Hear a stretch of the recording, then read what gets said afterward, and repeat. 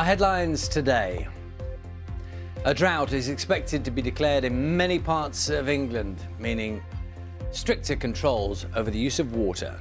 Yorkshire Water is the latest firm to announce it's introducing a hosepipe ban, whilst restrictions come into effect today across Kent and Sussex.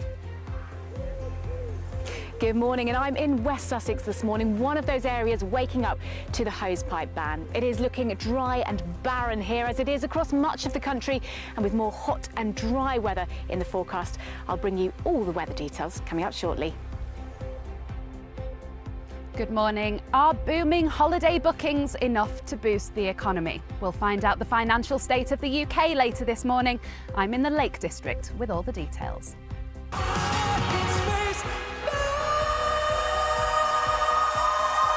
Which UK cities have made the shortlist to host next year's Eurovision? We'll be finding out just after 8 o'clock this morning.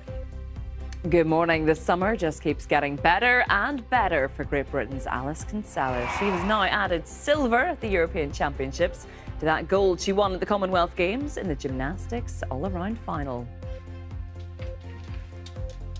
Through today's newspapers, let's see what's dominating the front pages. Let's start with the Eye, which reports that the drought conditions affecting the country may be here to stay for months to come. Meanwhile, The Guardian says ministers are considering even tougher restrictions than hosepipe bans to tackle the water crisis. The Express leads with what it calls a shocking warning that energy bills could soon hit £5,000 a year. The Metro takes a sarcastic tone. PM turns up for the meeting. That's after Boris Johnson met with energy bosses yesterday to discuss spiralling costs of bills. However, it points out that no action has been taken.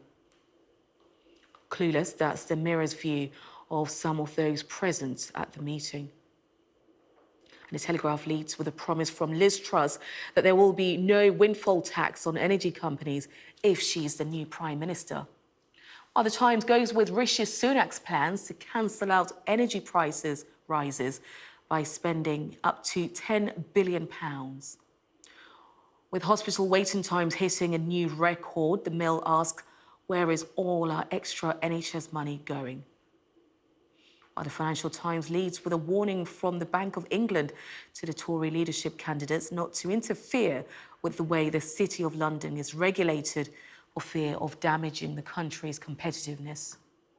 The Daily Telegraph is reporting that the Foreign Secretary Liz Truss has rejected calls to expand the windfall tax on the profits of energy companies and pledged to end the ban on fracking. She told leadership hustings last night, you would have heard a little earlier, that profit is not a dirty word.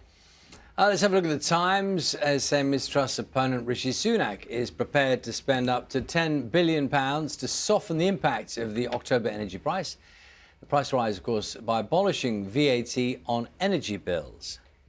And the decision by ministers on whether to declare an official drought is on the front page of The Guardian, which reports that this is the driest 9 months since the heatwaves of 1976. The picture is of a firefighter tackling a grass fire in Leytonstone, East London, yesterday afternoon.